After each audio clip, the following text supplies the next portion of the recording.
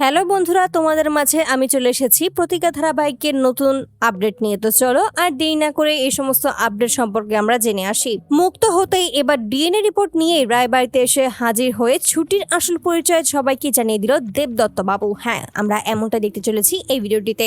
ছুটি আর অভি যখনই অফিসে ফিরে আসে ঠিক সেই মুহূর্তে সেখান থেকে জানতে পারে একজন মেয়ে সেখানে এসেছিল, আর এতে করে তখন খুবই অবাক হয়ে যায় অভি। ঠিক তখনই ইন্দ্রকে জিজ্ঞেস করলে ইন্দ্র সমস্ত ব্যাপারটাই ইগনোর করার চেষ্টা করে, কিন্তু কোনোভাবেই সে ইগনোর করতে পারে না। ঠিক সেই মুহূর্তে বাধ্য হয় রুমা কাঞ্জিলারের ব্যাপারে সমস্ত কিছু জানিয়ে দিতে, আর এতে করে তখন বলে যে বেশ, এবার তাহলে আমাদের টোপ ব্যবহার করতে হবে এবং যেভাবেই হোক না কেন সমস্ত সত্যি সকলের সামনে অবশ্যই আনতেই হবে। আর এতে করে তখন রাজি হয়ে যায় সকলেই, এবং সকলে একত্রে হাত মিলায় এবং সকলে একে অপরকে সাহায্য করবে এমনটাই বোঝায়। আর অপরদিকে দেখা যায় যে ঠিক সেই মুহূর্তেই রুমা কাঞ্জিলারের মতো সাহায্য করেই চলে আসে ঝুমকির সাথে দেখা করতে এবং ঝুমকির সাথে কথা বলতে। আর এতে করে ঝুমকির থেকেই কৌশলের সমস্ত তথ্য বের করতে সক্ষম হয় ছুটি, আর এই সমস্ত কিছুই প্রমাণ হিসেবে নিজের কাছে রেখে দেয়।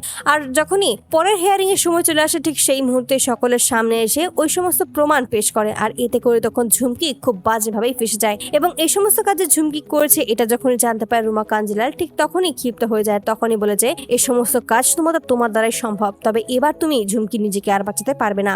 আমি যদি ফেসে যাই তাহলে আমি এবার তোমাকে নিয়েই ফেসে যাব, তোমাকে আমি একা আর ছাড়তে পারছি না। এই সমস্ত ভেবেই ক্ষিপ্ত হয়ে ওঠে। ঠিক সেই মুহূর্তে সকলের সামনে এটা প্রমাণ হয়ে যায় যে আসলে ওই রুমা কাঞ্জিলালি হলো আসল খুনি, আসল কালপ্রিট, আর এই সমস্ত কিছুর পেছনে ওই ঝুমকিও রয়েছে। তারপরে তখন ঝুমকিকে চেপে ধরে এবং ঝুমকিকে চেপে ধরতেই সমস্ত সত্যি শেষ মুহূর্তে বাধ্য হয় সবার সামনে স্বীকার করতে। আর এতে করে তখন শেষ মুহূর্তে বোঝা যায় যে আসলে দেবদত্ত বাবু আসলে নির্দোষ, সে কখনোই এরকম একটা জঘন্য কাজের সাথে জড়িত থাকতেই পারে না। আর এতে করে তখন তাকে মুক্ত করে দেওয়া হয়। আর অপরদিকে মুক্ত হতেই তখন সিদ্ধান্ত নেয় যে দেবদত্ত বাবু এবার সকলের সামনেই ছুটির আসল পরিচয় সকলের সামনে প্রকাশ করবে। ঠিক তখনই হিরণময় কাছে আসে আর বলছে, আপনি আজকে যে কাজটা করেছেন এটা আপনি একদম ঠিক কাজ করেননি, আপনি আমার মেয়েকে ফাঁসিয়ে দিয়েছেন না।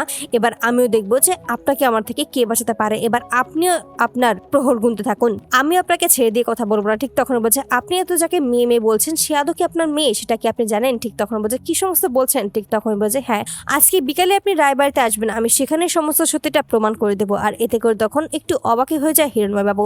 আর তারপর দেখা যায় পরের বিকেল বেলাতে চলে আসে রায়বাড়িতে এবং সেখানে এসে সকলের সামনে দেবদত্ত বাবু বলে যে আপনাদেরকে আমার একটা কথা বলার রয়েছে, এটা আমি অনেকদিন ধরেই জানতে পেরেছি, তাই আপনাদেরকে জানানো খুব উচিত বলেই মনে হবে, তাই আপনাদের সবাইকে আমি বলে দিচ্ছি। ঠিক তখনই ঠামে বলছে, একজন খুনির কাছ থেকে আমরা আর কি বা জানতে চাই? আমরা কোনো কিছুই জানতে চাই না, তাই আপনি আপনার জায়গায় চলে যান, আপনাকে আর ব্যাপারে কথা বলতে হবে না। আর এতে করে তখন দেবদত্ত বাবু বলছে, ঠিক আছে আমি চলে যাবো, তবে তার আগেই এই রিপোর্টটা একবার দেখে নিন। আর এই রিপোর্টটা যখনই ঠাম্মি দেখতে পায় ঠিক সেই মুহূর্তে দেখা যায় যে আসলে ওখানে একটা ডিএনএ রিপোর্ট রয়েছে, আর যার মাধ্যমেই ওই হিরণময়ের সাথে ছুটির ডিএনএ 100% মিলে গেছে। আর এতে করে সকলেই অবাক হয়ে যায়। ঠিক তখনই বলছে, হ্যাঁ এটাই হলো সত্যি, হিরণময়ের মেয়ে আসলে এই ছুটি হলো আপনাদের সেই হারিয়ে যাওয়া পরী। আর এতে করে সকলেই অবাক হয়ে যায়, স্তব্ধ হয়ে যায়, আসলে কেউ কিছুই বলতে পারে না। তো বন্ধুরা, তোমরা কি চাও যেন এবার এভাবেই সকলের সামনেই যেন ডিএনএ রিপোর্টের মাধ্যমে ছুটি যে আসল পরী সেই সমস্ত প্রমাণ যেন সকলের সামনে বা তুলে ধরতে পারে দেবদত্ত বাবু? অবশ্যই তোমরা তোমাদের মতামত কমেন্ট বক্সে জানতে ভুলো না। ধন্যবাদ।